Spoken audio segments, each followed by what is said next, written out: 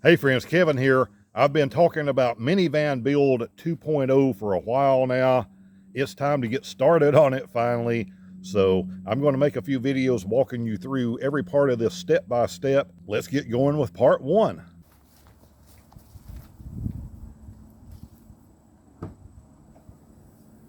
Okay, a little history for those of you that may be a little bit new here. I had a minivan that I had converted, did a basic build on, took this thing to Mexico, took this thing to Canada, took it from the East Coast into California. So it had a lot of good miles, a lot of good memories, and unfortunately it went off to that great auto parts yard in the sky. So we're now dealing with another van. The good thing about minivans is the dimensions are pretty much the same, whether you have a Honda or a Toyota or some General Motors version or a Chrysler or Dodge version, this being a Dodge. But the thing that I always think about, the thing that I think is most important, is the bed. So I am going this time, instead of building one, with this no-build bed frame. This thing will hold 750 pounds. It is unbelievably solid. I have from my previous build, I have a mattress which is still good. It's as good as it was the day I bought it. All this stuff will be linked down below. It's a 4-inch memory foam mattress with a cover, a washable cover. It will still leave me access to down here. Now, this is one of those fold and go seats. This side is going to come out. I'm going to completely remove this seat for the space. This side, I am going to leave this seat like it is. And you can see with this bed frame that I have, it does squeeze in here just enough for me to be able to keep this seat. Because from having a larger van that I also travel in sometimes, and the mistake I made a little bit with the first one is I didn't give myself a way to do this in a place to really be, as far as having a seat in the other minivan build. Now, it would be nice if you could take that front passenger seat and turn it around. There are no good options to do that. On most of these vans, if you tried to turn it around and bolt it down, your bolt pattern would be different a lot of times. Nobody makes a good heavy-duty swivel, but it's also a lot harder in a minivan because you just don't have room to turn that seat like you do in a full-size van. So my plan, I believe, is going to be to completely get rid of that front passenger seat. And it will be nice to have a seat to sit in and still have all of this open space in front of me, just to get rid of that claustrophobic type feeling.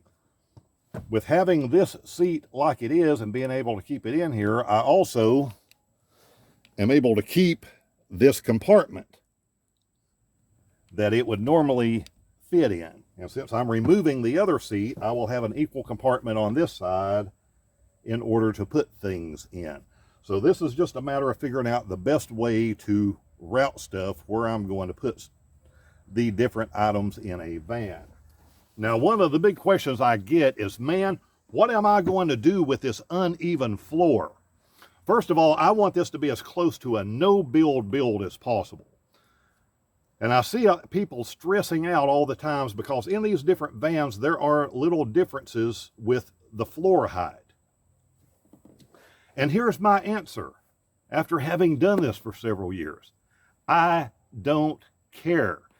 The only thing that matters with your floor height, you may have one end just a tad higher than the other. The only way that matters is if you're sleeping with your head pointed the wrong way. Because if you have your head on a downhill angle, that causes problems for people. It causes headaches a lot of times for people because the blood through the night is basically running, thanks to gravity, into your head. So you want your head at the high point.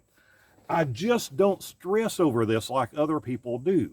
However this goes in here, whichever end is going to be slightly higher, that's going to be the end where my pillow and my head will be. If I end up parked at an odd angle somehow, which can happen sometimes, depending on where I'm camping, that switches. I'm just going to turn the mattress around, have the pillow on the other end, and my head will still be at the slightly higher point. So it's just one of those problems. Don't stress yourself over. It's a really easy solution. Now, for someone that wants to go through reflooring their van and ripping up the carpets and putting new solid floors down so it's a little bit easier to clean and all of that stuff, if you want to do that, great. But for someone starting out with this, don't do that. Do not jump in this and gut your van entirely, because you haven't figured out everything as far as layouts and how things function and how they're going to work for you. So you need to have something simple for a while until you figure out what's going to work for you. And then if you want to get fancier with it, you want to rip out the ceiling, you want to rip out the sides, you want to rip out the floor, and you want to do it in teak wood or whatever fancy, there's nothing wrong with that. But I've met a lot of people that did this. They have never done van life before, and they tried to do this in their driveway, and what works in the driveway doesn't always work several weeks or months into a road trip. So now they have all this fancy built-in stuff that they've spent a fortune on, and it just doesn't function well. It may look great, but it doesn't function well. They also didn't think about what's going to happen when they go on the road, and all of these extra things they've added are break down, and they now have to get to it in order to repair or replace whatever that component is. And they have stuff buried under 4 layers and 6 inches of wood. And now they have to rip everything completely back apart in order to get to something to fix it. That's why I like the simple route. Now, one thing you can see, and this is going to make a good video, when I bought this van, the headliner was loose in a couple of places, and I basically took everything out of this, and I was using this to haul stuff for my daughter and for some other friends, and just move, plywood and sheetrock and different things around. And just this sitting in the sun, this headliner now has basically completely come loose, which would seem like a bad thing, but the good thing is it's actually, when it's this loose all over, it actually makes it really easy to get to repair it. So if you run into a van like this, or you're shopping for a van and you have some of this headliner issue, don't let this freak you out. This is a very simple repair. There are 2 ways to do it, and I'm going to cover that stuff in a video later, both ways that you can handle that.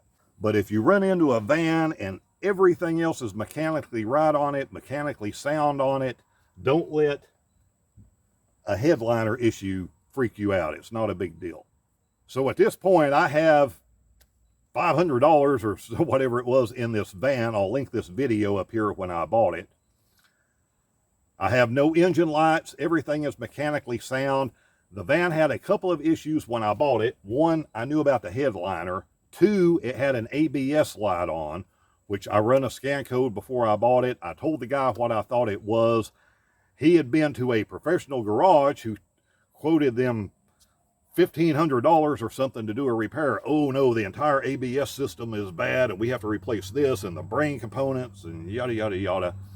I told him more than likely it was going to be a cable. It was. I think I spent $16 on the cable. It was about a 2-minute repair to change a cable on one of the wheels. ABS is gone. Everything works like it should. Had no problems with engine lights. Transmission is fine. It did have, and this was another instance, unfortunately, of this guy going to a shop that didn't do a good job for whatever reason.